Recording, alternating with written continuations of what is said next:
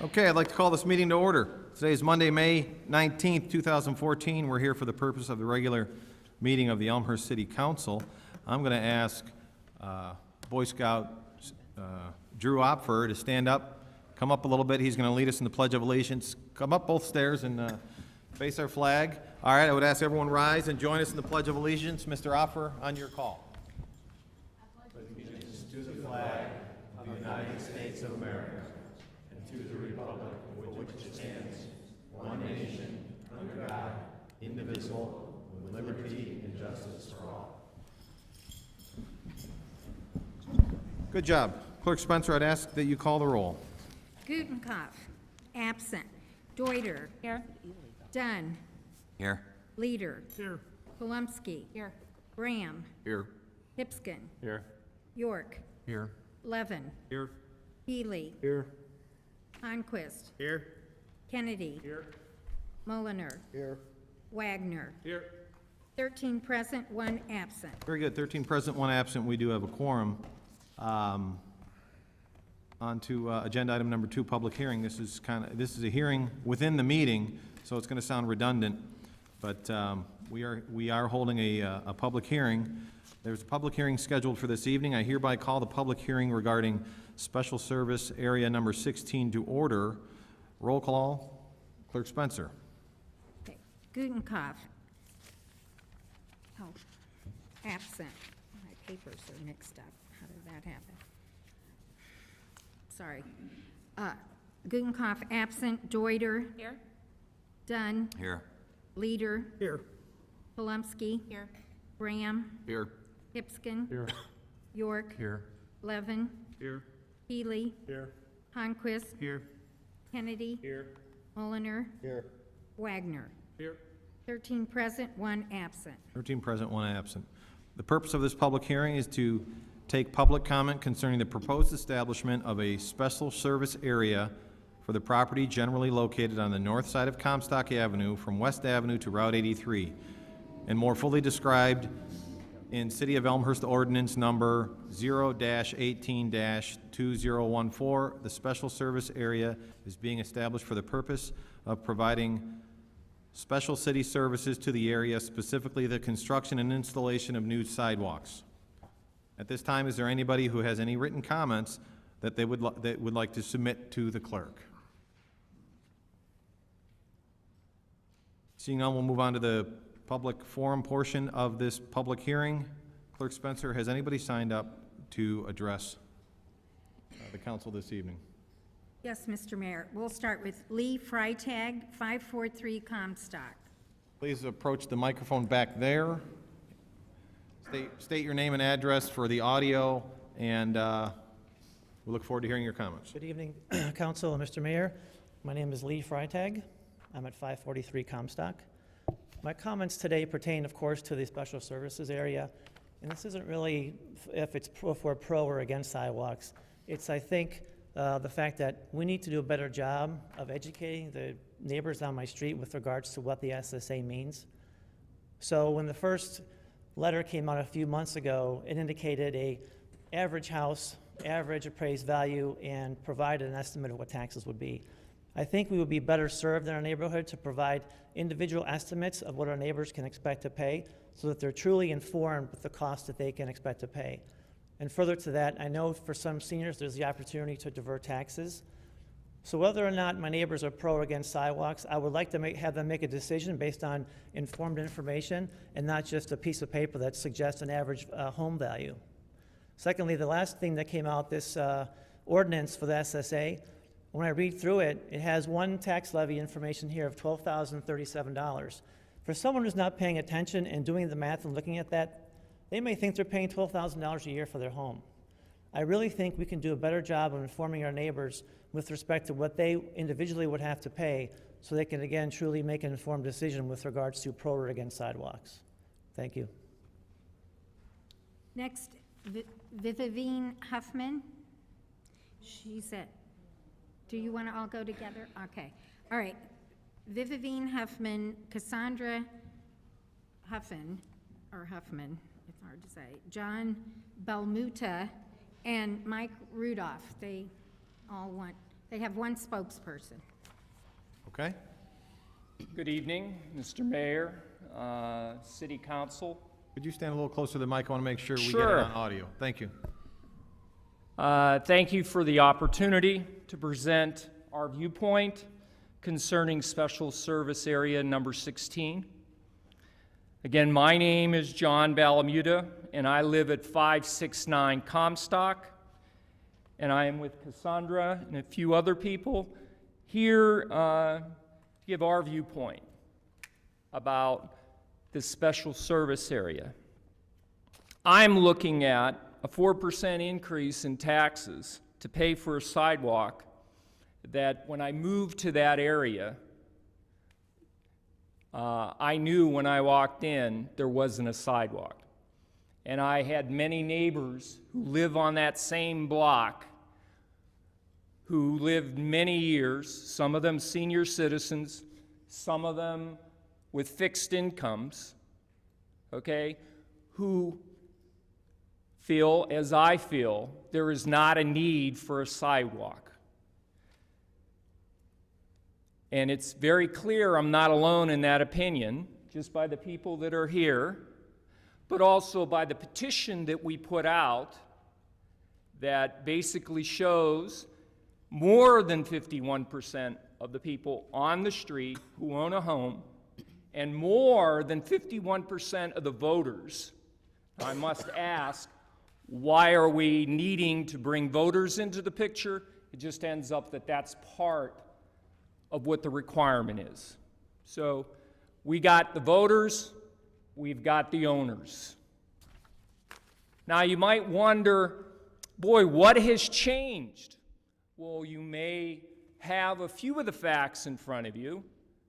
Okay, there was a survey that was done by the city in which 21 people voted out of 27?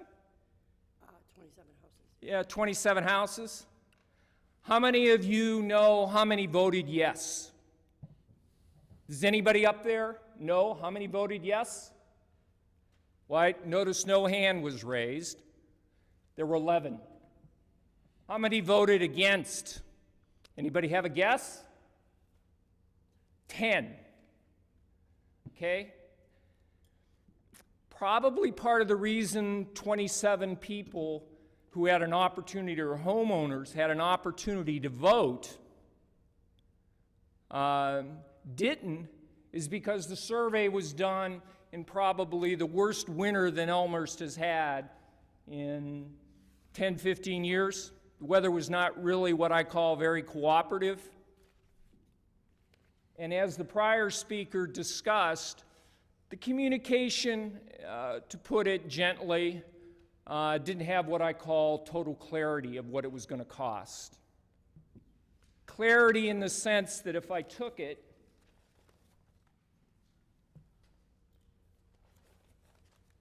pulled it up in front of you, okay, it was a several-page document. I have one of them up here in front of me. Well, if I'm an attorney, I could probably read through that piece of paper and understand it. I certainly understood it. That's why I voted no to begin with. So if you're wondering why there is a change in some of the votes, it's very simple. We improved the transparency of what was in this document. And hence the reason a petition was put together saying, you know, we really don't want Special Service Area Number 16 going into play. Thank you for the opportunity to present an alternate view about Special Service Area Number 16. That concludes who signed in tonight for public forum. Unless they want to say something, sorry. That's another point that we felt was not fair, that it Could you goes by state your the... name? Could you state your name for the audio, please? Sure, Cassandra Huffman. That was at 537 Comstock. it goes by the estimated value of your house, and they figured, is what Aaron told me, that if you can afford to have a bigger house, you can afford to pay more for your sidewalks. Not fair. That's not fair. It should go by square footage, not how much your home is worth. It should go by the job in front of the person's house like you do when you reinstall sidewalks. It's just not fair. Thank you. Okay. Clerk Spencer? Okay, that's all who signed in for public forum, Mr. Mayor. Is there anyone else who wishes to provide comment during this public hearing for this SSA who did not have an opportunity to sign up? Please, anybody else just get, okay, we have one. Please state your name and address for the record. Michael Cremery, 570 West Crockett. I just want to ask the City Council, in lieu of the flood mitigation plans that they have for new home construction, and the need to have storage tanks put underneath the ground, will the city also be putting storage tanks underneath the sidewalks when they're taking a 100% pervious surface and making it now 100% impervious? So I would hope that the city would lead by example and provide for a flood mitigation for that loss of grass. Okay, anyone else who did not have an opportunity to sign up that wishes to speak this evening regarding the SSA in this public hearing? Seeing none, that concludes our public hearing portion. I will entertain a motion to adjourn this public hearing. Motion by Alderman Hipskin, second by Alderman York. We can do this by voice vote. All in favor say aye. Aye. Opposed? Public hearing is adjourned. We are still in our regular meeting. Ah, yes. Okay. Agenda item number 3, I'm going to ask Ms. Samp to meet me over next to the podium over there. Give me 1 second.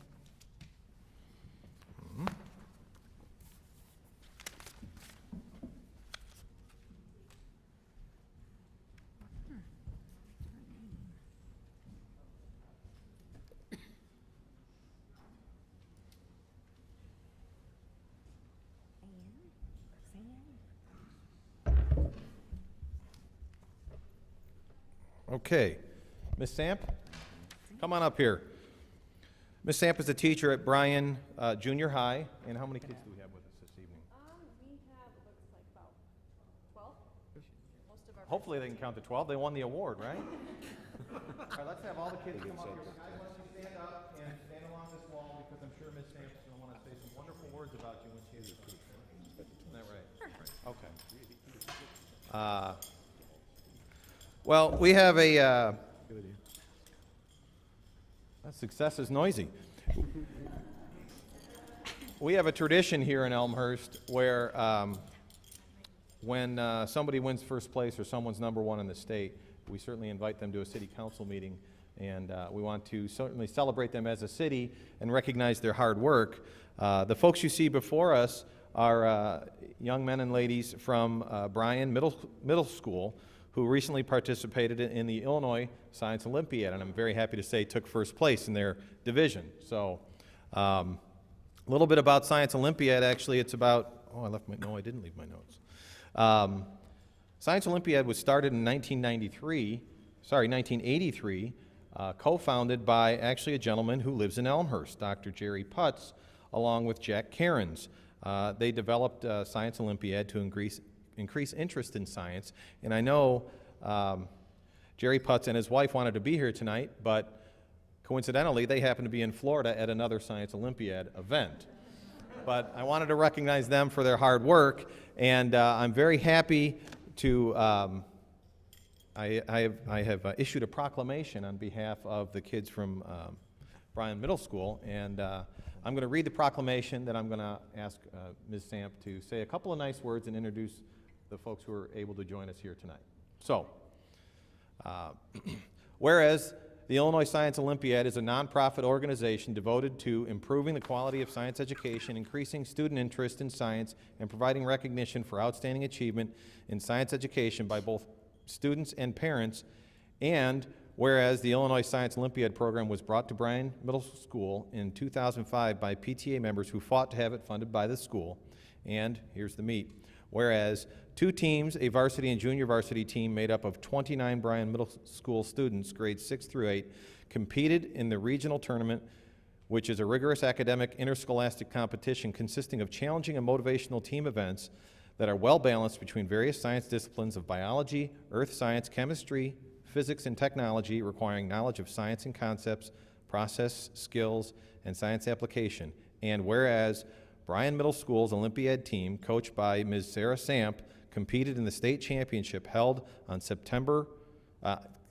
Saturday, April 12, 2014, at the University of Illinois Champaign campus against 45 other schools in Division B and finished in first place, earning medals in 12 of 23 events, raising statewide positive awareness for Elmhurst. Now, therefore, I, Steve Morley, Mayor of the City of Elmhurst, do by here proclaim Monday, May 5th, 2014 as Bryan Middle School Science Olympiad Team Day. Congratulations.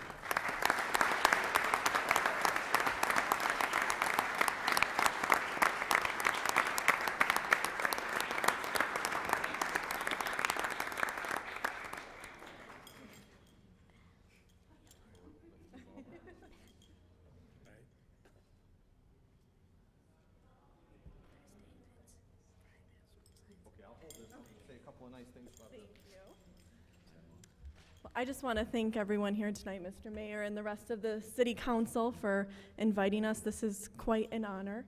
I know that the kids put in a ton of hard work this year, starting back in September when they joined the team, and then all the way through April, they have been working extremely hard.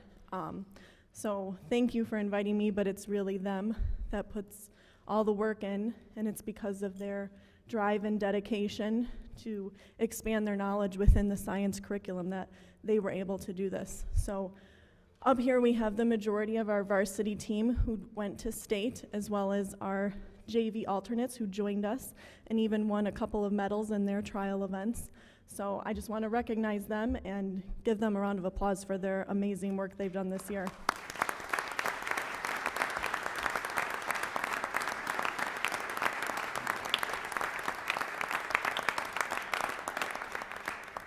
I would ask Ms. Samp and all the members of the team that are here, I know that the council personally wants to congratulate you, so if you'll walk in front of the dais here and shake each hand of a member of the council is up there.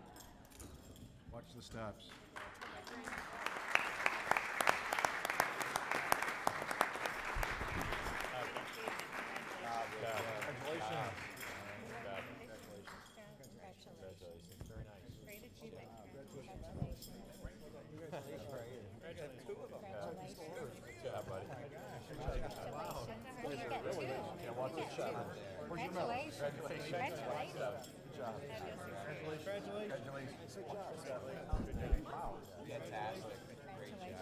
Wonder why you're clicking. Congratulations. And your name is S.A.M.? Congratulations. Sarah S.A.M. Thank you. Congratulations. Watch the steps over there. Congratulations. Nice job. Congratulations. Well done. Watch the steps.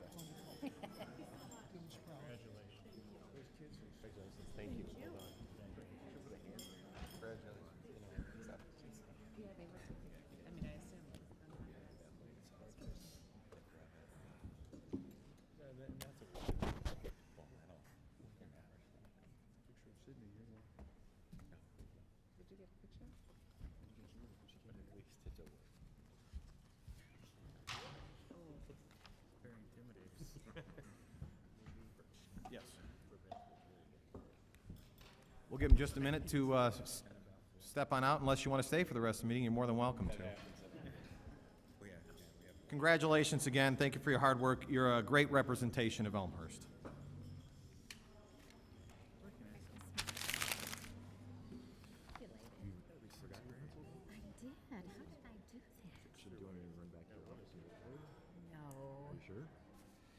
I don't have my key either, so, no, but thank you.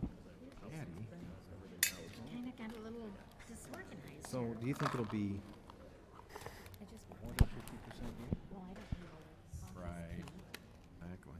No, I'm wondering where my 50%, I was going to say, because otherwise you owe me a beer. That I can't help you. I'm happy to break into your house for you. Okay, very good. Agenda item number 4, receipt of written communications from the public. Is there anybody at this time who has any written communications they'd like to submit for public record? Anybody? Feel free to submit to Clerk Spencer at this time. Alderman Levin? Okay. Oh. Okay. We'll move on to the public forum portion, agenda item number 5, the public forum portion of our meeting. This is an opportunity for anybody in the audience to address the council on any issue they wish to discuss. This is not a Q&A. This is a public forum. Feel free to express your opinion. We ask out of respect for other people who might want to speak and also for the business that we have to conduct here this evening that you keep your comments to 3 minutes. Clerk Spencer, at this time, is there anybody who has signed up for public forum? Yes, Mr. Mayor, we'll start with Lisa Gerhold, 139 Elm Avenue.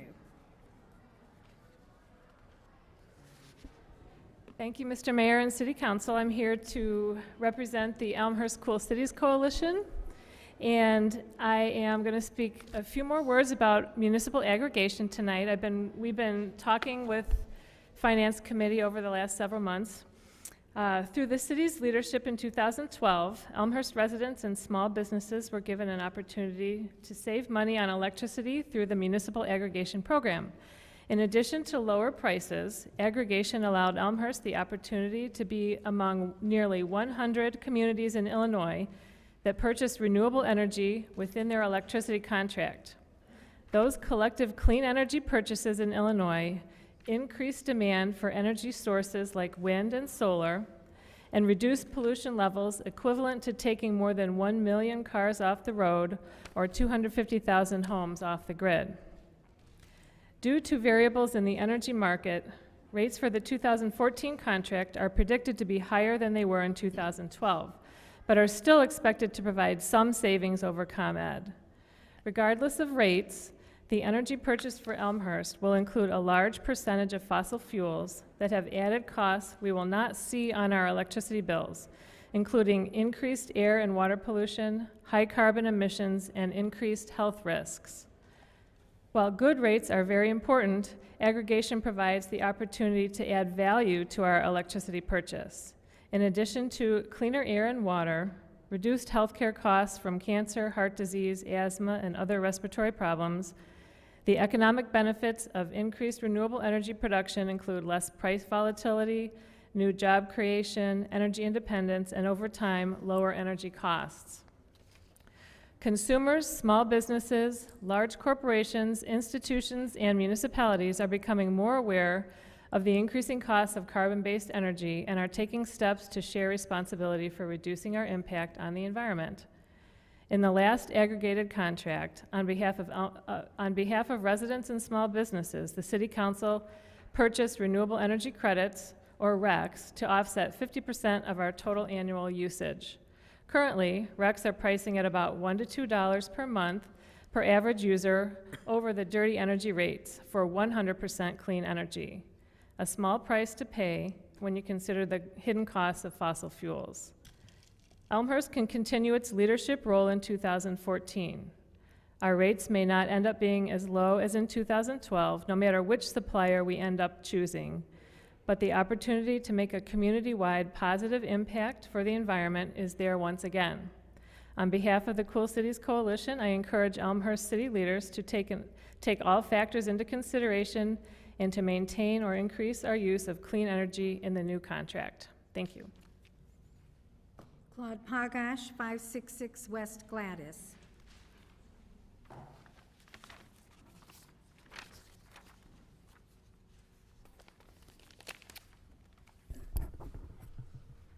Claude Pagach, 566 West Gladys.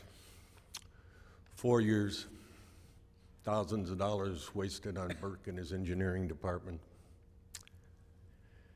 Smoke test, flood rate test, meetings with park districts, schools councils. And what does Public Works come up with? The solution to flooding are tanks on residents' property. When I travel through this town, I see acres of asphalt parking lots, not one word about them. And no credit from the public, from the council about hooking up downspouts, changing the distance off property lines for houses, hooking up the drainage system from foundations to our stormwater system. Once again, the flooding issue is caused by the residents. Just think, if there were no residents in this town, there would be no flooding. We also have on the agenda tonight the people from Elmhurst Hospital area. They want a street. It's already in their design, but they want it for as cheap as they can get it, and this council is going along with the idea. Give it to them for $1. They've already have some idea what it might cost them. That's already included in the price of the houses. So if this council votes to give it to them, it just increases their profits. They're registered as a development company to make a profit. They're not a charity. They plan on making a profit. And this council will only help them if it gives it to them. And as far as those paving brick and paving driveways, they'll just turn around and tell the buyers, it's the city wants it. And they care very little whether this town floods or not. That is reality. And if you assume that they are a charity, you are fools. Because they believe like P.T. Barnum, his philosophy of running a business. They'll take it for nothing, but I'll guarantee you they'll charge them homeowners for that paving brick and for that street. So you can do what you want, but the way this council runs, the clerk doesn't even have to ask for a vote. One other thing, I would like to thank the DuPage mayors and managers council. Appreciate what they did. They're going to send a letter off to the state saying the 5% tax was a grand idea and should be kept as long as the county could get a bigger piece of the cake. Unfortunately, they forget to tell people that the residents pay for that organization's existence. So they're really looking out for the average resident in this town and in this county.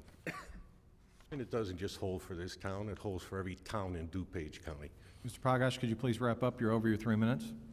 So gentlemen, give them the street. They need the profit. Just remember, they're registered as a profit corporation, not a... Last, we have Michael Cremery, 570 West Crockett. Not so much. Sorry. It's not last, second to the last.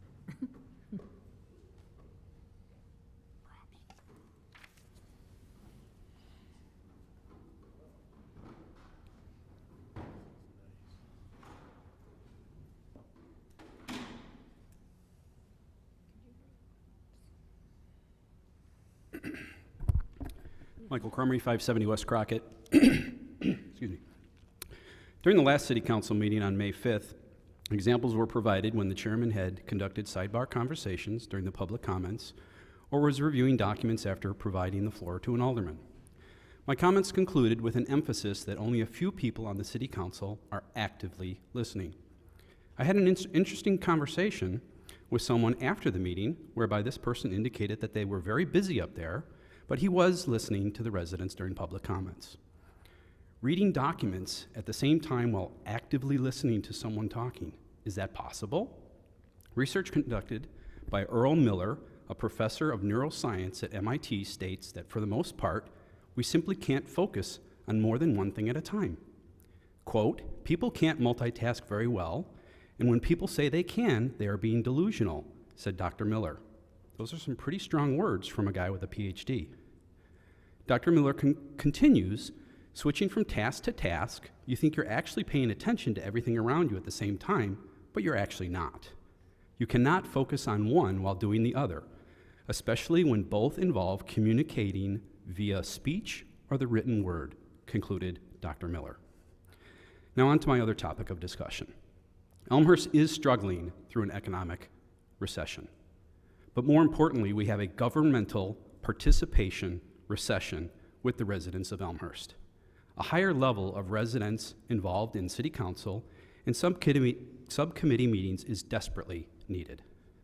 Sure, some people show up to 1 or 2 meetings if an item of interest is on the agenda, as we saw here today. Elmhurst has a population of 44,000 people. If 44 people attend the city council meetings, that would calculate out to be 0.1%. 0.1%.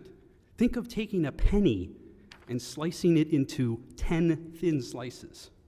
We would need to have 440 people attend just to reach 1%.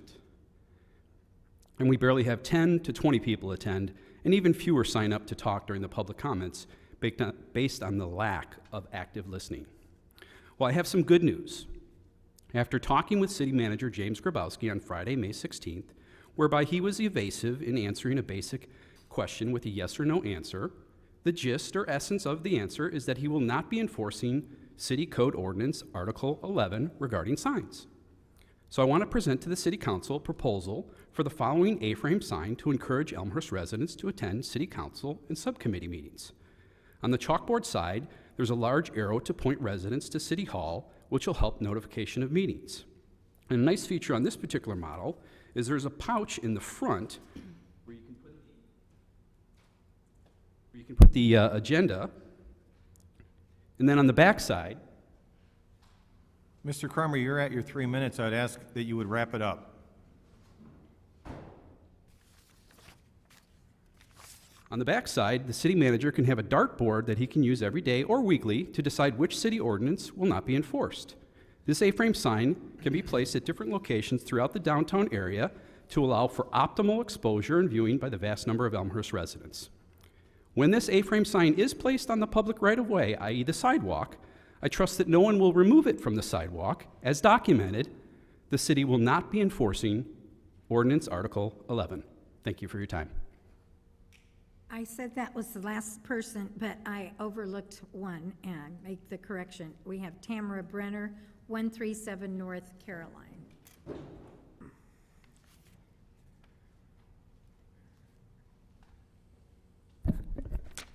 Tamara Brenner, 137 North Caroline. So tonight you guys have on the agenda, item 10.2, the final ceremonial rubber stamp vote on the oversized parking garage to be built on Addison Street. I'm sure there is much rejoicing among a small insider community of business people and other connected individuals, and there is probably a fair bit of disgust among the population at large, residents. I'm sure I'm not the only one, even though not many people come and say these things at city council meetings, but we did have a petition which which was done over a short period of time and had 450 signatures. We are not alone in our disgust that this is the action that the city is going to be taking.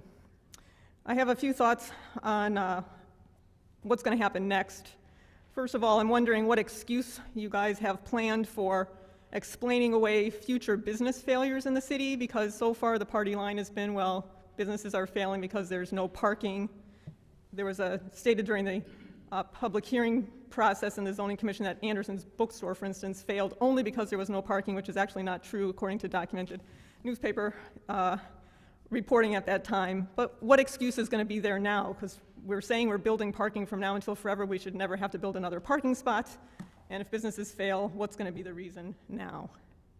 I think the process was an exercise in justifying poor decision making. There will be unintended consequences that you guys haven't thought of yet. Some of them were suggested in parts of the public hearing process, but a lot of information has been willfully ignored. Maybe you don't like the people saying it. Maybe what we should do, actually, I was thinking when I was watching the Science Olympiad people being honored, we should maybe put the proposal in front of them and let them see if the numbers make any sense for the size of the parking garage that you hope to build. At least we've got some smart people going on in the middle school, they might come to a different conclusion than the 14 of you are going to come to tonight. Also pending in the city are one of them on tonight's agenda regarding HB Jones, and one of them that's still in the process that went through the zoning commission is on LA Fitness, both of which entities requested to be relieved from the zoning code parking requirements.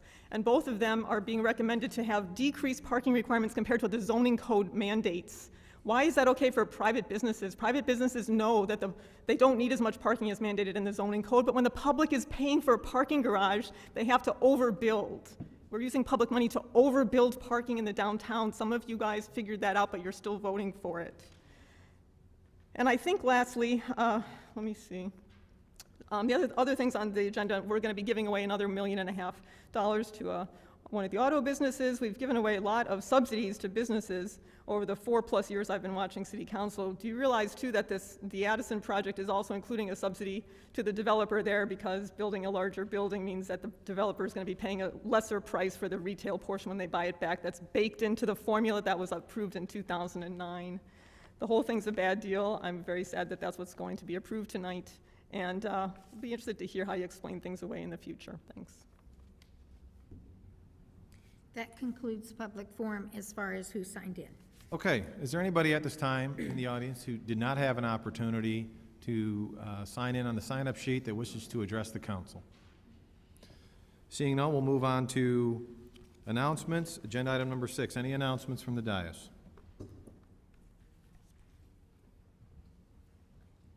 Seeing none, we'll move on to the consent agenda.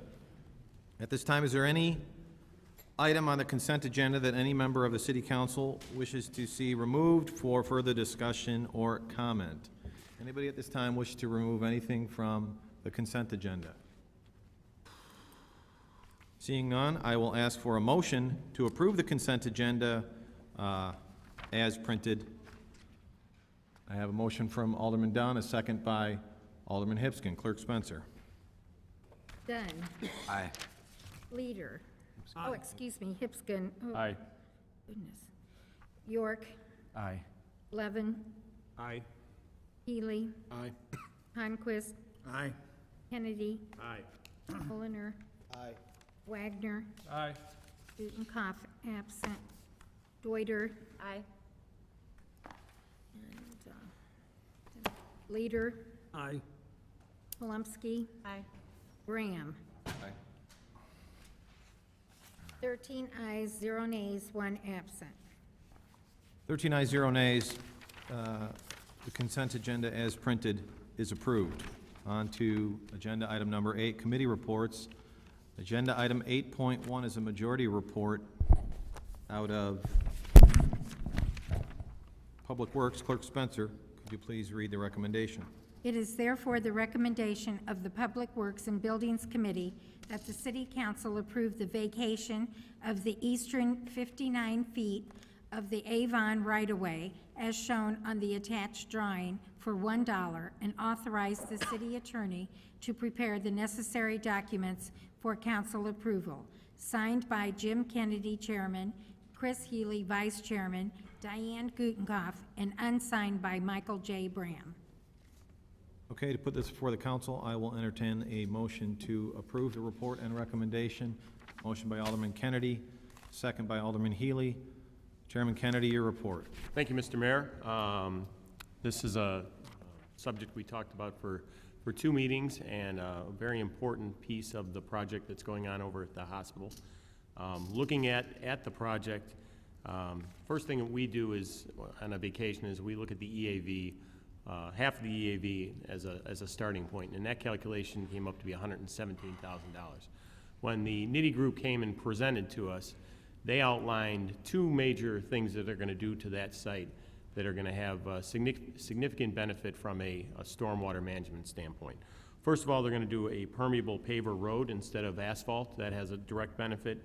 And on each of the 56 lots, they are committing to put in storage of 500 cubic feet. Now, if you remember back to our last meeting when we put in the new policy and we did the average of recently constructed homes, that number was about, I believe, 378 cubic feet. So they're going above and beyond what is the average and probably what we required for that size of home. And That whole thing is gonna equate to 2.25 acre feet of storage, of which 1.9 acre feet would be water that would ultimately go to the area that floods over in Geneva. So it's gonna have a direct benefit in that area.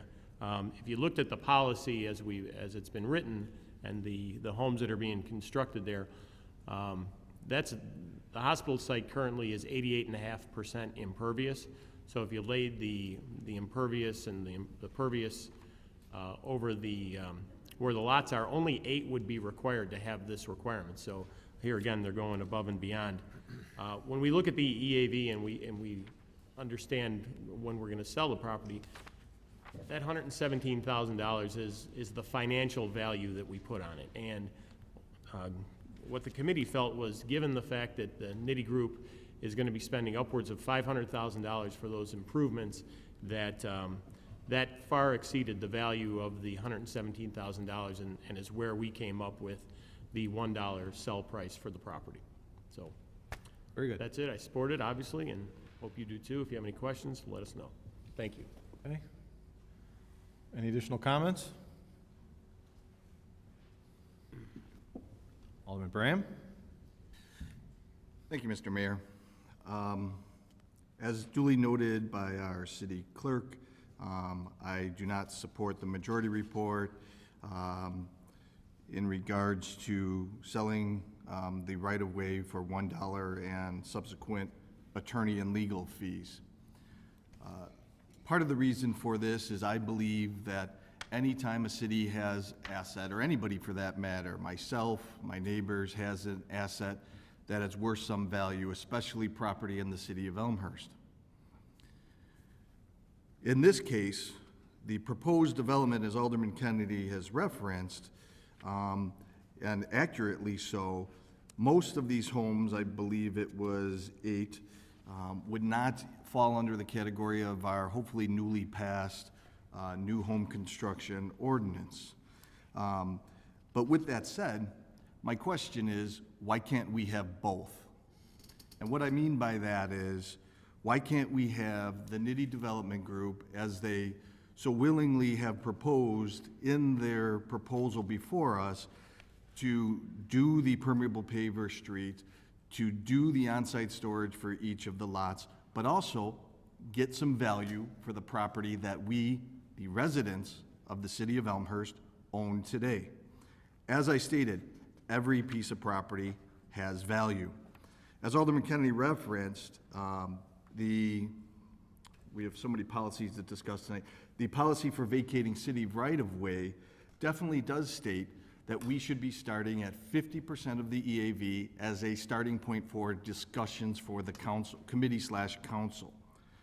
I personally have voiced in the past, as well as in our committee meetings, that is a very generous policy. Generous for those who we are vacating the property to. This portion of right-of-way allows this developer to build an additional 9 homes, if not more. It is the back end of 9 homes of this proposed subdivision. 9 homes that are estimated to start at approximately $800,000. Yes, in committee, I thank the Nitti Group for doing on-site storage for each of the lots. Yes, I thank the Nitti Group for doing a permeable paver street. I think that is an excellent selling point for the properties as well. And I posed that question to the Nitti Development Group. I posed on the rationale for doing it. And I believe, and I believe they would agree with me, that there is a selling point to showing that this subdivision is going above and beyond to lessen the worries of not only the neighborhood around, but the immediate neighborhood of any possible flooding concerns, because as we all know, Elmhurst has had their issues.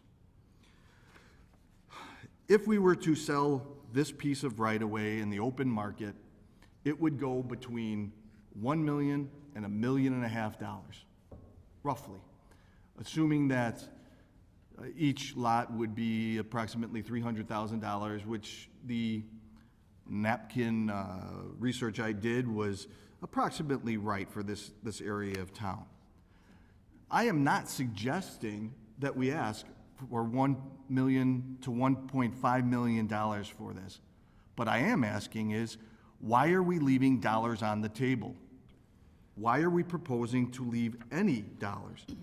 In committee, I wanted to do 100% of VAV. As I stated, this is very generous. 100% of VAV would be $335,000 approximately. As a compromise, my proposal during committee discussions was the $117,000 and change. I think that is the appropriate dollar amount that we should be asking for to hit a middle ground, a compromise for the developer as well as for the city of Elmhurst residents. The developer's not walking away if they have to pay $117,000. It's a drop in the bucket. What it comes down to is, if they don't have this right of way, this whole subdivision would look differently in many ways, but one of which, less homes. Less homes means less profit. So with all of that, I would like to make a motion to substitute the minority report for the majority report. Okay, we have a motion to substitute the minority report for the majority report. Do we have a second? Anyone discuss it? Seeing none, that motion fails. Back to the motion on the table, the approval of the majority report. Any additional comments or questions as it relates to the report before us? Alderman Dunn. Thanks, Mr. Mayor. Just the one clarification I have with the new single-family home management policy that's later on the agenda, the effort to put tanks or storage on each of the 50 some odd lots, would that be a requirement as a result of that policy?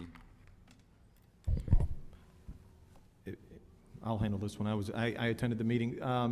Because impervious surface is a portion of the calculation with the new, with the potentially new ordinance, it was calculated only 8 of the homes were to do flood mitigation, and that information was provided by staff during the meeting. It was somewhere between, I think, 138 cubic feet to about 330 cubic feet over the 8 lots that would have required it. But there's 48 that, because of the fact they're replacing parking lots and impervious surface, would not require mitigation under the current ordinance. Just a clarification on that. Even with the requirement for the 60% impervious, that is what still would fall out, those 8? Yes. Okay. Alderman Healy. Thank you, Mayor. Just a couple points of clarity. The ranges for those 8 houses were in the 102, 103 cubic feet to, I think, a high of around 270 cubic feet. So even for the 8 properties that would require some mitigation per our proposed ordinance tonight, NITI's proposing to do much more than, on those 8, much more than is even required. Secondarily, and I want to make sure we're clear on this, I know that some people have an issue with the underground tanks. We don't require underground tanks. That is one of the options. It is not the only option. In fact, NITI has not said that they're going to just use underground tanks. That is one of the options. Brick paver driveways with suitable storage is another option. There's some other options they're talking about. So I don't want anybody in the council or anybody in the public to think that it's just they're going to put 56 tanks in the ground. That's certainly an option, but they're also looking at other ways to come up with the compensation that they're saying they're going to do. And by the way, will be part of the ordinance once it passes, that we will hold them to that. This is not just a promise. We're gonna put it in writing, and they have agreed to it, but they will agree to it in a formal document. So I just want to make sure that was clear. Okay, any other comments? Seeing none, I'll ask Clerk Spencer to please call the roll. Kennedy. Aye. Healy. Aye. Honquist. Aye. Mulliner. Aye. Wagner. Aye. Gutenkopf absent. Deuter. Aye. Dunn. Aye. Leader. Aye. Palumski. Aye. Graham. No? Hipskin. Aye. York. Aye. Levin. Aye. 12 ayes, 1 nays, 1 absent.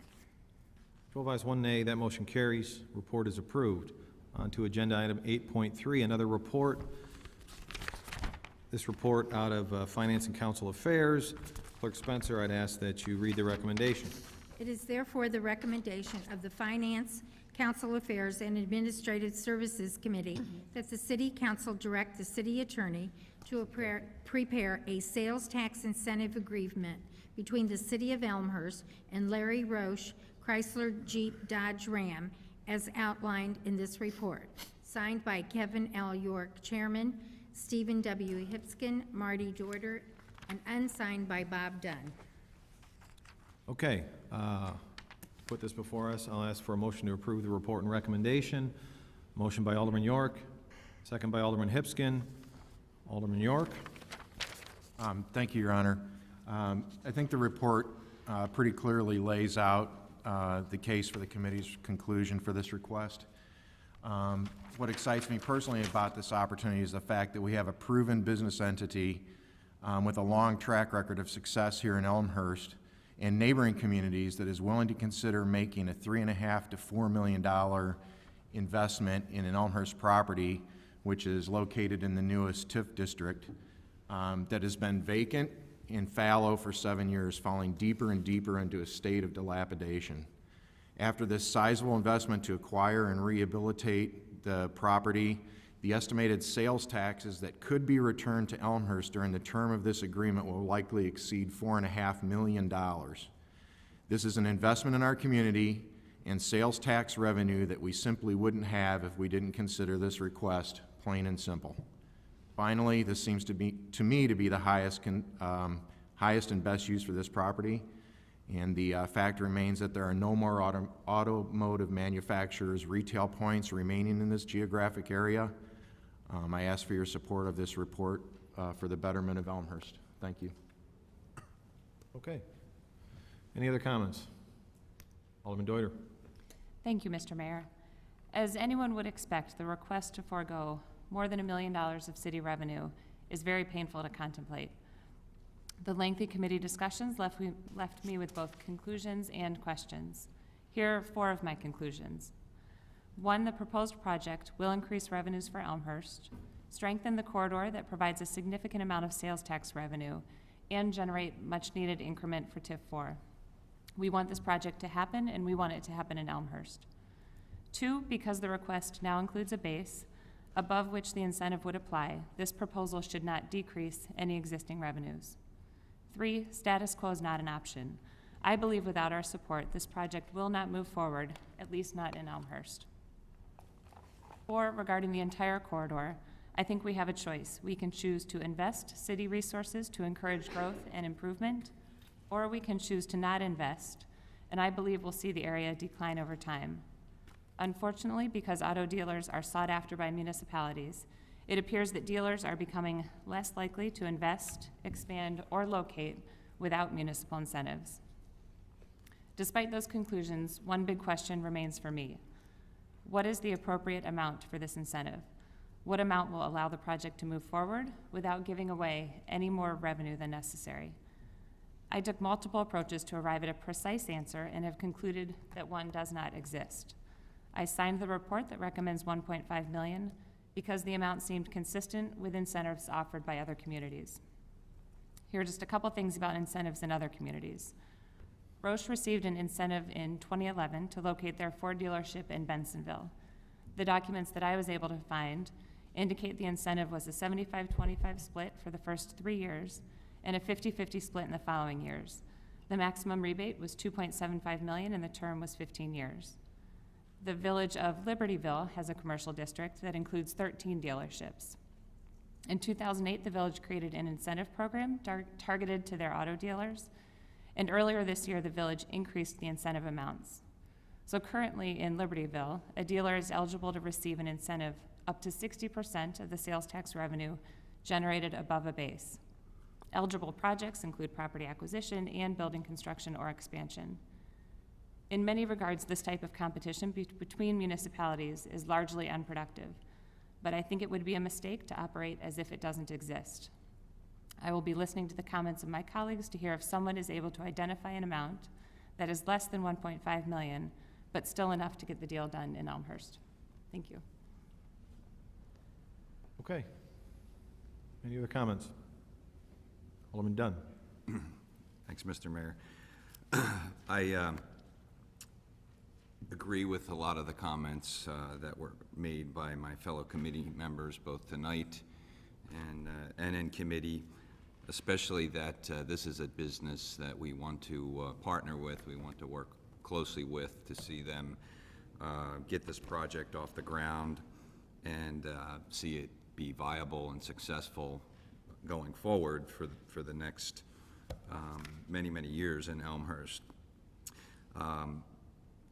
Also, as Alderman Deuter explained, I was looking for the right amount to participate in, and I just felt that the cost share that was targeted of 1.5 million was way too generous in this case. This is a $3.6 million project. $2.1 million of it is to purchase the land. That's a cost element that I don't think the city should be involved with. There was another close to $300,000 to buy equipment, and when I probed to find out what that equipment was, it ended up being lifts and diagnostic equipment for the car dealer, which was obviously necessary, but another cost element that I did not feel was appropriate for the city to be cost sharing with. The other items, renovating the parking area, the lights, to get that site in a business-ready condition. A lot of work needed to be done on the building itself. We do know that there's generally some hidden costs and in these types of projects that crop up as things move along, but I just was never really firm on what level those might be. So was not comfortable with the level that the committee went in with, so that's the reason I did not sign the report. Was somewhat uncomfortable with the 15-year term. I think it's good to get these projects commence with the project and then get them done in the 10-year time frame. And I also feel that the split between the city and the applicant should generally be 50-50 in all years. That being because the city is participating as a supporter of growth in the community, bringing other businesses in, bringing consumers into the area that benefit our businesses. And the amount itself, I just did not feel that we should have paid the remainder of the taking out the land, taking out the equipment. That's something I felt should have been potentially shared. So I was nowhere near that figure, so could not sign the report. Thanks. Okay, any other comments? Alderman Bram. Thank you, Mr. Mayor. As we just spoke moments ago in regards to giving away city assets, here is another opportunity to have a win-win for both a business that, as it looks, is already generating revenue for the city of Elmhurst, but if they expand, would continue to generate revenue for the city of Elmhurst, and hopefully even more so than they do today. I want to remind my colleagues in the dais about our sales tax incentive policy. Some of the areas that I want to highlight are the following. The policy states, as part of the introduction, it is the goal of the city to encourage additional economic development, and the city will consider participating to the minimum level required to make the development viable. Alderman Deuter just mentioned in regards to if we don't move forward with the proposed 1.5 million, this won't move forward. I haven't seen in the report, I haven't seen in the pro forma, I haven't seen anywhere on where's the facts and figures that say this development won't move forward and 1.5 million is the magic number. Both Alderman Deuter and Alderman Dunn referenced trying to find what that number is. That's difficult, and I'm not claiming that I have the magic 8 ball, if you will, or the crystal ball to be able to determine what that magic number is. But from the information that I do have confidence that 1.5 million is not the magic number. I haven't seen anything in writing or heard any or seen anything in the meeting minutes at all to state that this development won't go forward at anything less than 1.5 million. The applicant in this case, Larry Roche Chrysler Jeep Dodge Ram, initially requested, as the report states, for 1.7 million.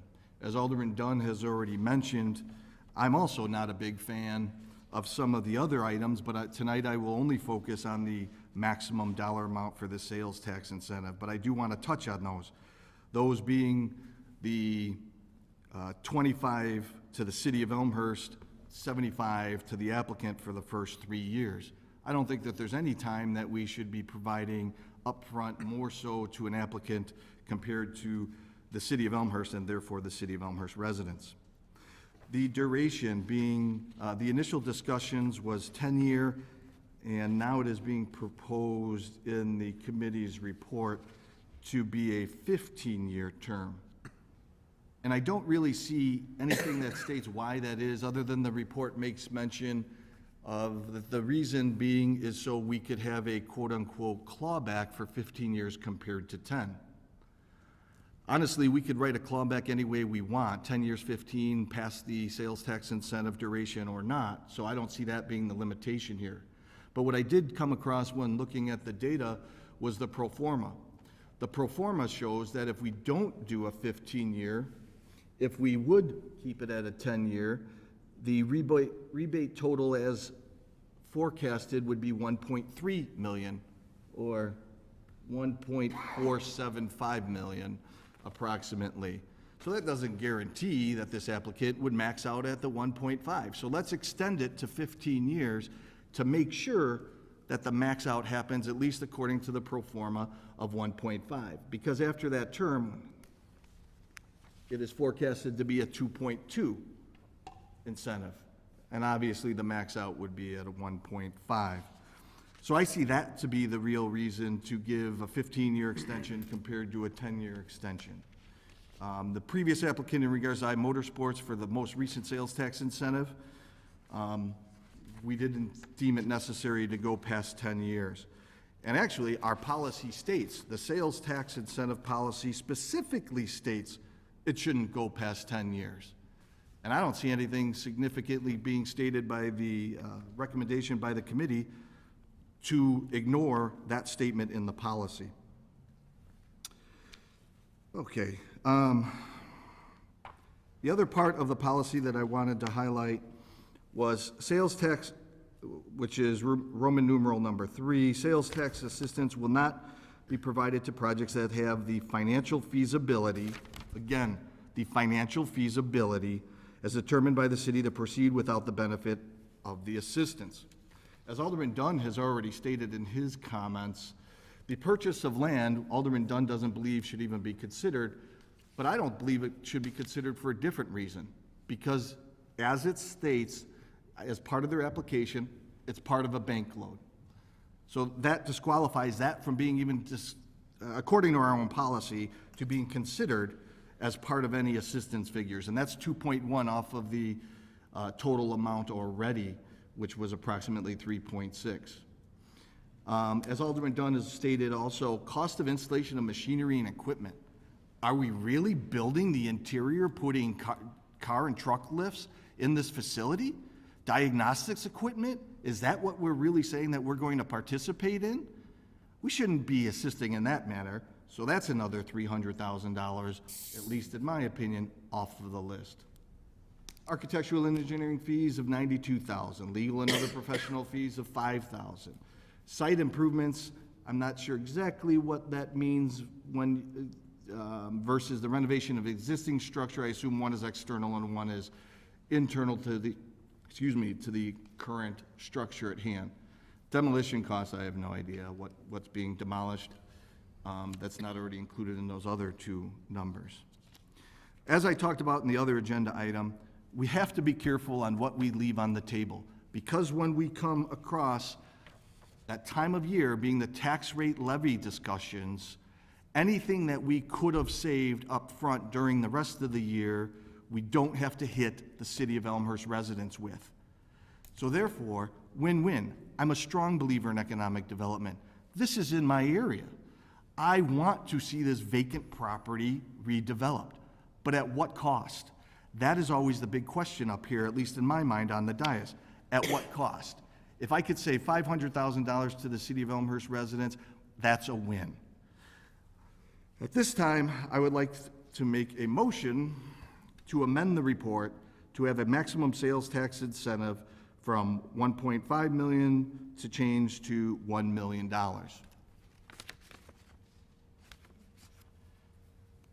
Okay, we have a motion to change. Writing. If I get a second, clerk, I will give it to you in writing. Okay, thank you. We have a motion to change the maximum payout as listed in the report. Is it the only place it's listed? From, a motion to reduce the maximum payout listed in the report from $1.5 million to $1 million. We have a motion. Do we have a second? Second by Alderman Dunn. Okay. Clerk Spencer, you okay with the motion? Yes, As is? to Okay. amend from maximum of 1.5 million and change it to 1 million. Yes, okay. I think the one change we can handle. Does that accurately reflect your motion, Alderman Bram? What Clerk Spencer stated? Yes. You can present it to me too, if you'd like. Why don't you pass it on down? You don't have to get up, you can just pass it on down, and we'll continue the conversation. Okay, we have a motion to amend before us, changing the maximum payout from $1.5 million to $1 million. Would anybody else wish to opine or comment? Alderman Levin. Thank you, Mayor. You know, I don't think that the dealership group is expanding into Elmhurst. They're doing business in Bensonville. So they're already there. Is that in Bensonville? And if they want, they can, whether they're there or not, they can go to Bensonville. When I say they, I mean their businesses. This is a competitive process. I represent car dealers. I've been on the other side of these, and I can tell you, I think Alderman Deuter hit it on the head. I don't find them particularly good public policy to have a state with as many municipalities as we have, which is far larger than most, bidding against each other with public tax dollars to acquire these kinds of projects. But I would submit the amount is reasonable, the number of years is reasonable. It's kind of like buying a house. You can say, well, did we leave money on the table? Should we pay more? It's a negotiation between two parties, and you hope you get it right so that you do offer enough that you get the deal. And in this case, we want that deal because there are very few, and I think there might only be one exception of a business that pays more sales tax than car dealers do generally. I think that I don't question what they're spending it on. Improvements, build-out equipment, that's what the incentive's for, is to get them set up. And I don't think you can say that if you've talked to them that you know for sure this deal's gonna go through if they don't get the financing, because that's not the information I have. So this is a great opportunity.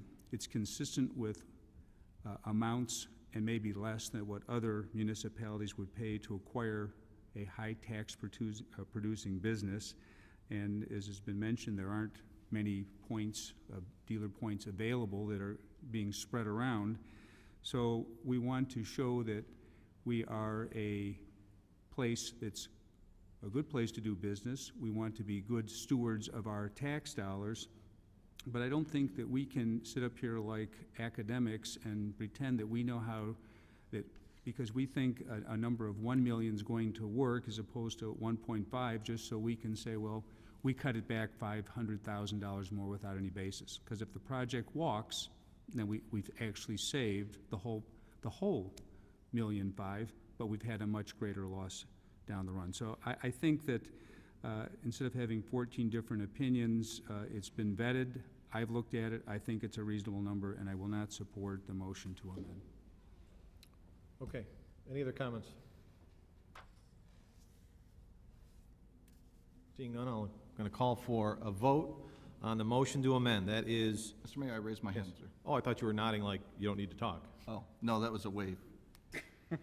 Alderman Braham, you wish to continue the discussion? Yes, Mr. Mayor, thank you. I agree with some of Alderman Levin's comments in regards to no basis, but there's no basis for any of the dollar figure. There's no basis of 1.5, there's no basis of 1 million, there's no basis for 500,000. This particular applicant used to be, or currently has a facility in Elmhurst, and now has a second facility in Bensonville across the street on the other side of Grand, when they were located, I believe, in Elmhurst prior to that. The reason why this is coming to us is because there used to be, this applicant had a lease, and they're losing their lease, and therefore, in order to expand, because they are selling the commercial trucks to date, in order to expand, they need to either buy this property, find another leasable property, or do none of the above and keep their operations the way they are today. I agree, this is a lot like buying a home. I don't have any concern of losing this over the dollar amount that I have proposed being $1 million versus the $1.5 million. In any negotiation, if it's homes, if it's cars, you watch any of those reality TV programs in regards to cars, they come in, they ask for 20 grand, and eventually they come somewhere in the middle, almost sometimes at 50% of what was asked. That's part of the negotiation process. I think that this dealership wants to stay in Elmhurst, and they have shown that with their proven track record of being in here for many a decades, not many years, but many a decades. But I also think that we need to do our best to protect the City of Elmhurst funds, and as I said before, that being striking a win-win and having a compromise position of what I deem is appropriate of $1 million. Okay. Any other comments? Alderman York. Thank you, Your Honor. First of all, the city doesn't have any of this money. The city's working with the applicant for them to make an investment in the city, for them to generate sales taxes. So we don't have the $1.5 million we're going to give them. They're going to earn it. People who buy cars are going to pay taxes. They're going to get remitted to the state. The state's going to send them to Elmhurst. Elmhurst is going to theoretically share in the taxes with somebody who's willing to make a huge investment. In our first meeting, and unfortunately Alderman Dunn wasn't there at that meeting, but the applicant started at $1.75 million. Negotiations did occur, and the statement was made, it's going to take $1.5 million to get this deal done, period. I think that was a pretty clear statement that was made in committee meeting. We've discussed a lot of stuff in 2 meetings, and so if we want the deal to walk, I suspect that capping it at $1 million would do exactly that. With regards to going to 15 years to get these folks to earn all their money, if you do the math, 10 years they would earn the entire $1.5 million, not in 10 calendar year, at the end of the 10th calendar year, because this agreement won't even start until the 6th or 7th month or even later than that of this year. So they certainly have the opportunity at their projections, which we feel are conservative, to earn out their entire $1.5 million within not 10 years, we'll call it 120 months. That's all I have. Thank you. Okay. Any other comments? Alderman Bram. The last comment would be, where's the data that says that they would walk if 1.5 million is the magic number? It wasn't included in the report. Where's the data? I do respect the statement from the applicant, but where is that information, and have we done our due diligence to verify that? Okay. Any other comments? I'm going to ask for a call, Clerk Spencer, to call the roll on the amendment, or I'll ask Clerk Spencer to actually read the amendment before she calls the roll. It's a motion to amend the report to have a maximum payout from 1.5, let me put it that way, to $1 million. Okay, clear enough. I think we all know what we're voting on. Clerk Spencer. Graham. Aye. Dunn. Aye. Leader. Nay. Polumsky. No. Hipskin. No. York. No. Levin. No. Healy. No. Honquist. No. Kennedy. No. Mulliner. No. Wagner. Nay. Gutenkopf absent. Deuter. No. Looks like 2 ayes and 11 nays and 1 absent. 2 ayes, 11 nays. Motion to amend fails. On to the main motion before us. Any additional comments as it relates to this report?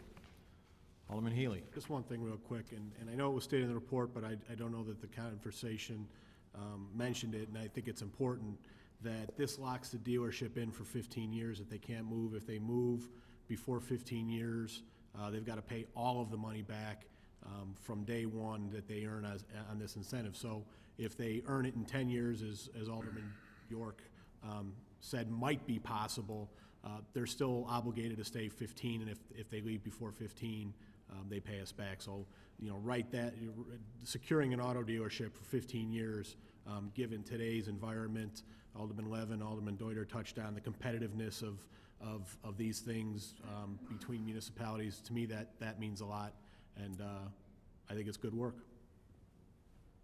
Alderman Mulliner. I just want to applaud the committee on its work that it did on the negotiations, because it's its responsibility, and I think the committee did a great job negotiating this deal. I think it's a good deal for Elmhurst in the long run.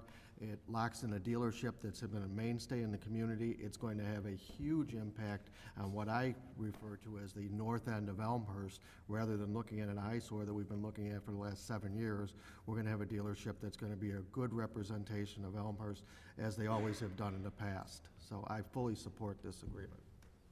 Okay. Any other comments as it relates to the motion before us, which is approval of the report? Seeing none, I'll ask Clerk Spencer to please call the roll. York. Aye. Hipskin. Aye. Levin. Aye. Healy. Aye. Honquist. Aye. Kennedy. Aye. Mulliner. Aye. Gutenkopf absent. Deuter. Aye. Dunn. No. Leader. Aye. Polumsky. Aye. Graham. No. Who did I forget here? Did I forget Wagner? I'm sorry, Wagner. Aye. Okay, good. 11 ayes, 2 nays, and 1 absent. 11 ayes, 2 nays. That motion carries. Report is approved. On to agenda item 8.4. This is a report out of DP&Z. Clerk Spencer, I would ask that you read the recommendation. Therefore, the Development, Planning, and Zoning Committee recommends that the City Council approve the applicant's request for tentative plat of subdivision and associated right-of-way with variation. The city attorney is hereby directed to prepare the necessary documents for the City Council approval. Signed by Scott M. Levin, Chairman, Danny Polumsky, Vice Chairman, Mark A. Mulliner, Alderman, 7th Ward. Okay, I'll entertain a motion to approve The report and recommendation, so moved by Alderman Levin, second by Alderman Palumski. Alderman Levin, your report. Thank you. This report, as you say, is for the subdivision and for a variation. This is a two-step process, so this is for the approval of the tentative plat of subdivision. It came out of commission unanimous. The applicant really meets all the requirements for R2 residential district and all of the requirements of the subdivision ordinance, with the exception of the variation that it's requesting for the right-of-way. Essentially, the right-of-way, which includes the street, the sidewalk, the parkway, is being asked to be reduced from 66 feet to 50 feet. The street will still remain at 28 feet wide. There was a consideration given to having 6-foot instead of 10-foot parkways, and the commission recommended that they stay at 10 feet. The applicant then agreed to provide an easement upon which to put the 5-foot sidewalk. It was noted that they're putting in other improvements, such as impervious pavers on the street. The stormwater storage has been mentioned, and it was discussed at committee, and everyone believed that this is a good plan. Also, one other factor is that there are streets in the area that are also 50-foot right-of-ways, even without the sidewalk. So we request your support on this report. Okay. Any comments as it relates to this report of DP&Z? Seeing none, I'll ask Clerk Spencer to please call the roll. Levin. Aye. Palumski. Aye. Graham. Aye. Hipskin. Aye. York. Aye. Healy. Aye. Onquist. Aye. Kennedy. Aye. Mulliner. Aye. Wagner. Aye. Gutenkopf absent. Deuter. Aye. Dunn. Aye. Leader. Aye. 13 ayes, 0 nays, 1 absent. 13 ayes, 0 nays, that motion carries. Report and recommendation is approved. Very good. On to reports and recommendations of appointed or elected officials. 9.1, Mayor's Report. I have a couple of things to cover this evening. I want to discuss sustainability for a minute. This is something that's been going on as a result of a referral from Alderman Palumski of over a year ago. And I know that as a result of that referral, DP&Z met no less than 7 times to discuss this. In 2007, Mayor Marcucci and the Elmhurst City Council made a commitment to the citizens of Elmhurst about sustainability. And I know that the committee has been discussing a recommitment from Elmhurst to its residents about sustainability. And therefore, I'm announcing tonight that we will be forming a sustainability task force. And I have a brief statement I want to read because I don't want to miss anything. The City of Elmhurst Comprehensive Plan recommends the creation of a strategic sustainability plan. The city's sustainability policy additionally indicates that sustainability goals should be established across city departments and updated regularly. We are in a position to renew our commitment to sustainability and follow the direction of both the comprehensive plan and the sustainability policy.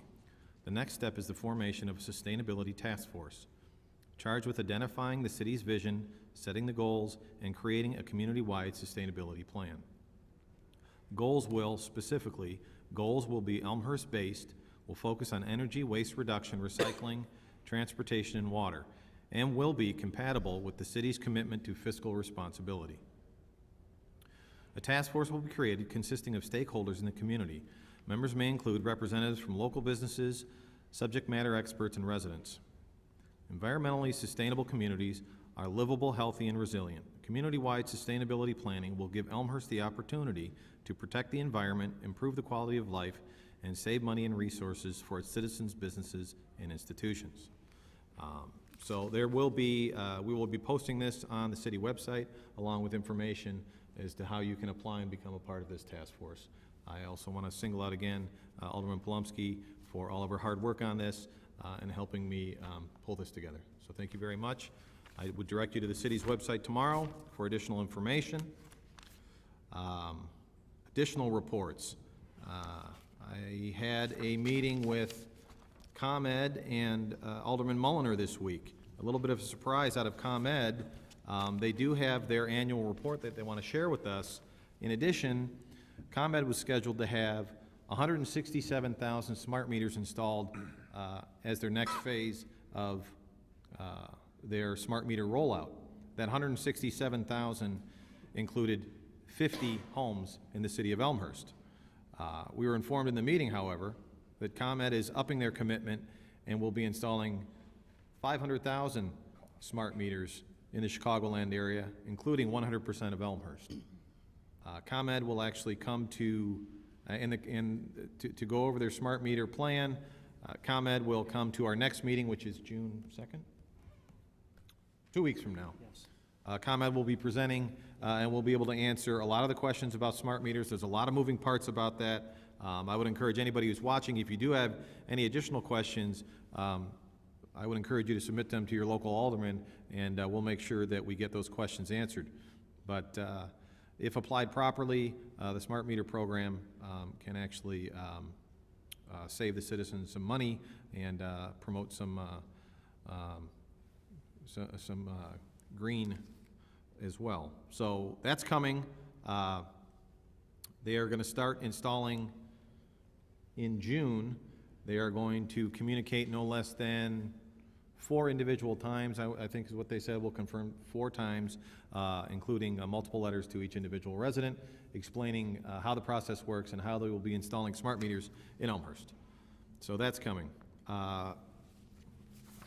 One other thing of note, Fast Freddie Lorenzen, I think you're all aware who Fast Freddie is. He's a NASCAR driver. Fast Freddie from Elmhurst is up for the NASCAR Hall of Fame, and I'm encouraging everybody in Elmhurst and everyone in this room to go to NASCARhall.com. There's actually a fan voting center. The more we support Fast Freddie, the better chance he has of getting into the NASCAR Hall of Fame. I believe he was named one of the top 50 racers in the last century, but let's get him into the Hall of Fame.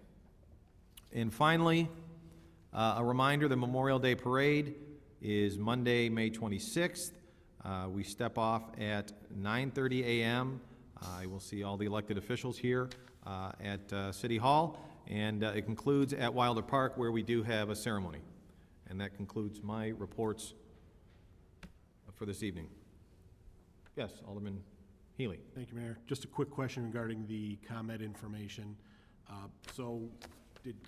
Will ComEd include in their report to us regarding the smart meter, smart grid, that what else they're going to do besides just putting the actual smart meters on the homes? Will there be Yes, there will be an update, and that's the other 50% of the meeting. 50% was smart meter, 50% is improvements that they're going to make in town, that they have made in town, and also future improvements that they're planning. So are there additional infrastructure improvements that will we be getting because we're now 100% going to smart meter? Not in this year's commitment. They've already got this year's commitment. They did discuss, and Alderman Mulliner and I kind of put their feet to the fire about if we're going to become a smart meter town, and it has all of these great functions, let's make sure that all of these great functions can actually be implemented. And we did ask for a greater commitment out of ComEd as we move forward. Thank you. Any other questions or comments?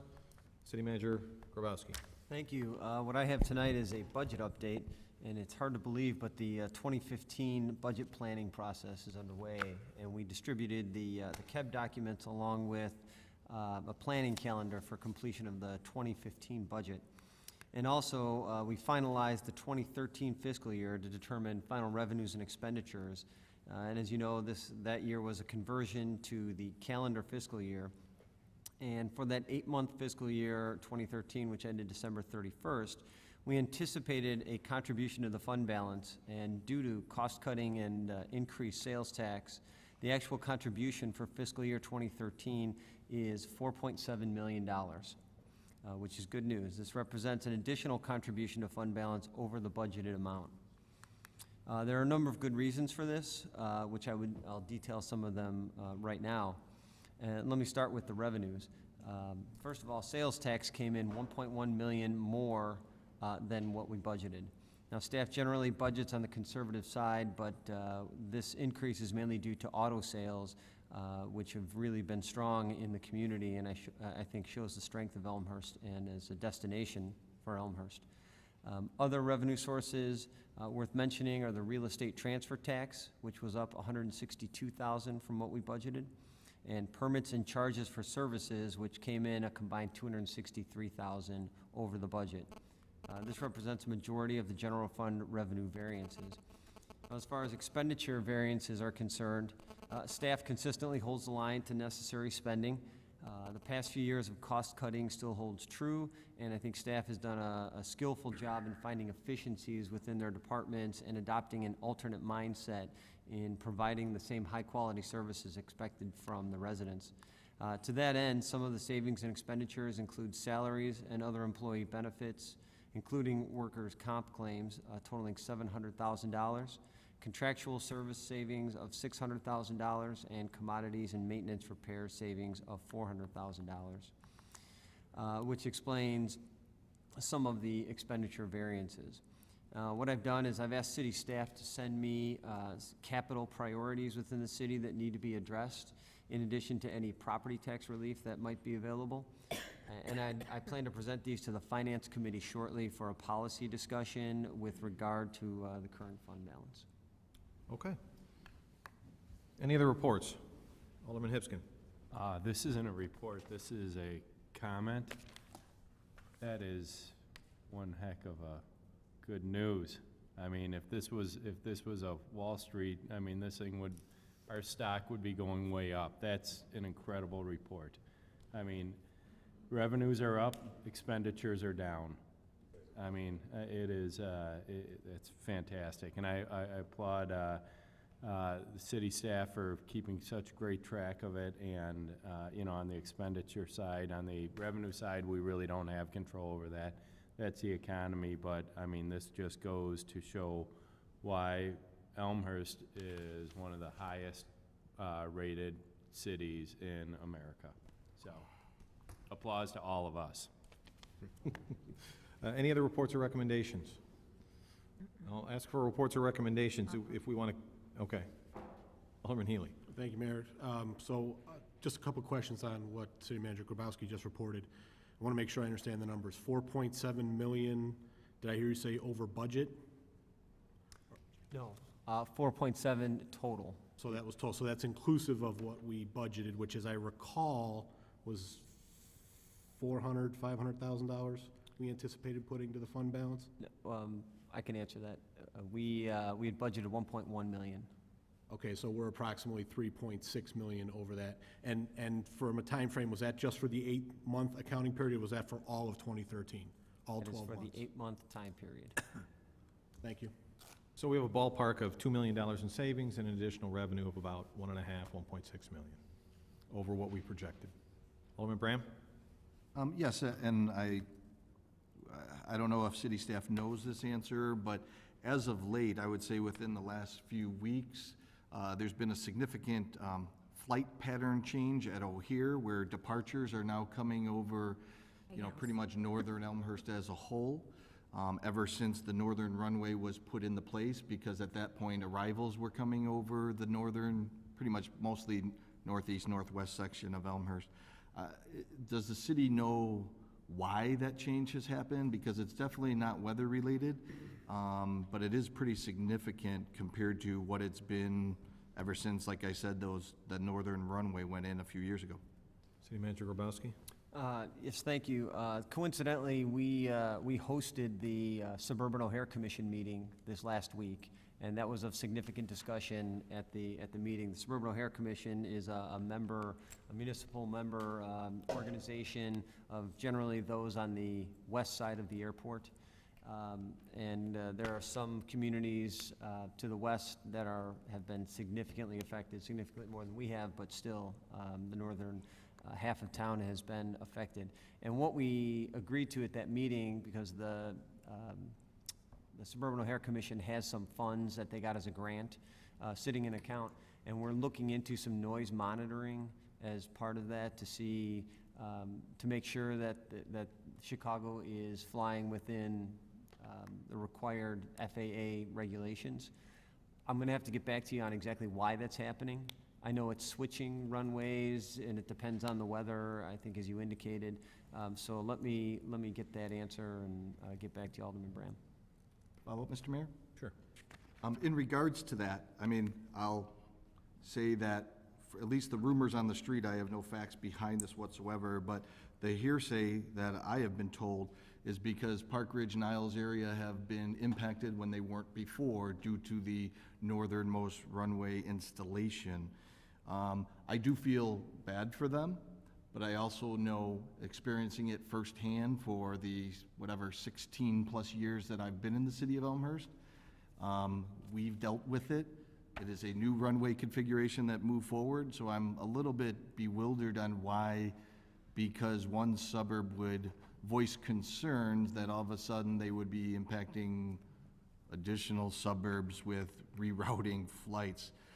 In regards to the Suburban O'Hare Commission and noise monitoring, I will say at least the northern part of Elmhurst did not qualify for that 65 dBA level when the airplanes were coming overhead, and I could pretty much wave and take away the trays for each of the passengers when they were landing at O'Hare. So now that it has lessened with departures versus arrivals over the northern part of Elmhurst, I don't see any benefits being applicable unless they lower that dBA amount significantly. Thank you, though. Any other reports or recommendations? Seeing none, we'll move on to agenda item number 10, ordinances. 10.1, Clerk Spencer. It's MCO 06-2014, an ordinance amending Chapter 14 entitled Stormwater and Flood Plains of the City of Elmhurst Municipal Code, adopting new single-family home stormwater management policy. This is a result of a report from, I believe, our previous meeting. I'll entertain a motion to approve. Alderman Healy with a motion, second by Alderman Kennedy. Alderman Healy? No comments. Alderman Kennedy? No, thank you. Okay. Any comments as it relates to this ordinance? Seeing none, I'll ask Clerk Spencer to please call the roll. Healy. Aye. Kennedy. Aye. Mulliner. Aye. Wagner. Aye. Gutenkopf, absent. Deuter. Aye. Dunn. Aye. Leader. Aye. Polumsky. Aye. Graham. Aye. Hipskin. Aye. York. Aye. Levin. Aye. 11 ayes, 1 nays, 1 absent. 11 ayes, 1 nay. That doesn't add up. What did I do? Sorry. Oh, Honquist. I apologize Aye. tonight for forgetting you people. I'm not heard. He's an Honquist. aye. Right, so that's 12-1-1. 12 ayes, 1 nay. That motion carries. Ordinance is approved. On to agenda item 10.2, ordinance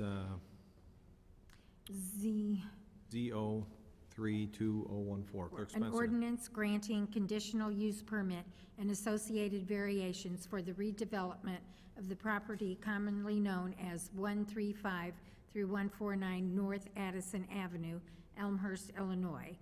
PIN numbers 0602221003 and 0602221004 Addison Parking Deck. Okay, this is an ordinance granting conditional use and associated setbacks with the parking deck. I'll entertain a motion to approve the ordinance as written. Alderman Mulliner with a motion, Alderman York with a second. Any comments? Alderman Bram. Yeah, really nothing too new to add other than just 2 comments on this, because I think we vetted this enough. in previous discussions. The two things, though, I want to comment on, we keep saying on how many stories it is, but I just want to remind my fellow council members that all said and done, with the rooftop appurtenances, we're talking about a 69-foot structure here. So it's just a reminder, we always say, 4 stories, 5 stories, 6 stories, but here we're talking, a significant height in total. And the other comment that I had was, as the mayor well knows, that Channel 7 was here the other day, and the mayor and the Channel 7 news reporter were walking down our downtown streets and talking about what a great downtown we have, and I definitely agree with that. One of the things, though, that I want to remind what was stated by many of the news reporters of that segment was the terminology that they used in regards to our downtown. One word being cute, one word being charming, and there might have been another 1 or 2 words thrown in. As stated in previous discussions, I'm concerned if we continue to go down this route of large structures that we will lose what Channel 7 reported on and highlighted in their discussions of a cute and charming downtown. Okay, any other comments? Clerk Spencer, please call a roll. Mulliner. Aye. York. Aye. Levin. Aye. Healy. Aye. Arnquist. Aye. Kennedy. Aye. Wagner. Aye. Gutenkopf absent. Deuter. No. Dunn. Aye. Leader. Aye. Polumsky. Aye. Graham. No. Hipskin. Aye. Everybody no. So that's 11 ayes, 2 nays, 1 absent. 11 ayes, 2 nays, motion carries, ordinance is approved. On to agenda item number 11. Any other business at this time? Alderman York. Thank you, Your Honor. Just wanted to let everyone know that the RFP for electric aggregation went out to the marketplace via our consultant today. The bids are due back to City Hall on Tuesday, May 27th, and there will be a special meeting of the Finance, Council Affairs, and Administrative Services Committee at 6 p.m. on Tuesday, May 27th, to review the bids and select a supplier for our next aggregation agreement. The meeting will be posted and, as always, will be open to the public. One other thing here? Absolutely. Thank you. I'd just like to comment and commend the Development Planning and Zoning Committee on their laborious task on item 7.11 on the consent agenda today, the adoption of the international building codes. I got through about a quarter of it today, but realized that these guys and city staff had spent a lot of time working on this, and I appreciate it. I think it's something that's overdue. We're now comparable to other communities, and there's been a couple comments up here about being competitive in the municipal marketplace, and I think this is a huge step in that direction. So congratulations to everybody on that. Thank you. Okay, any other business? One item of note before I ask for motion to adjourn. Next week, due to the holiday, committee meetings will be held on the 27th, same time, but not Monday the 26th. We are moving those meetings to the 27th. Do you want to make a comment on the City of Elmhurst vote on that? Mayors and managers. The vote on the tax increase? Oh, Alderman York has asked about the mayors and managers vote. There was, and it was written up in the paper, we're a member of DuPage Mayors and Managers, and recently there was a meeting held with the board where a proposal was entertained to support making the income tax increase of 5% permanent in lieu of potentially protecting revenue that we get back our legislative, local government distributive fund. In an effort to protect our local government distributive fund, there was a discussion had with mayors and managers about possibly entertaining making the 5% income tax permanent I'm happy to say that, City Manager Grabowski and I talked about it. City Manager Grabowski actually sits on that board. Elmhurst did not support that sort of horse trading. The tax increase that was pushed through at the end of the session 3.5, 4 years ago was pushed through, but it was also stated it was going to be temporary. And we weren't willing to bargain with the threat of loss of dollars coming back to us in the effort for keeping that, or making that tax increase permanent. Our voices were heard, and so were all of your voices heard, because after that got published in the paper, a lot of elected officials and residents of the folks who are in DuPage mayors and managers called, made their opinion known, and the DuPage mayors and managers board quickly convened and rescinded their support for that. And we'll wait on the sidelines and see what happens, although I think Springfield today, there was a proposal made to make that tax permanent, so keep an eye on your papers. That's it. I will entertain a motion to adjourn. Alderman Healy, second by Alderman Honquist. All in favor? Aye. Opposed? Thank you.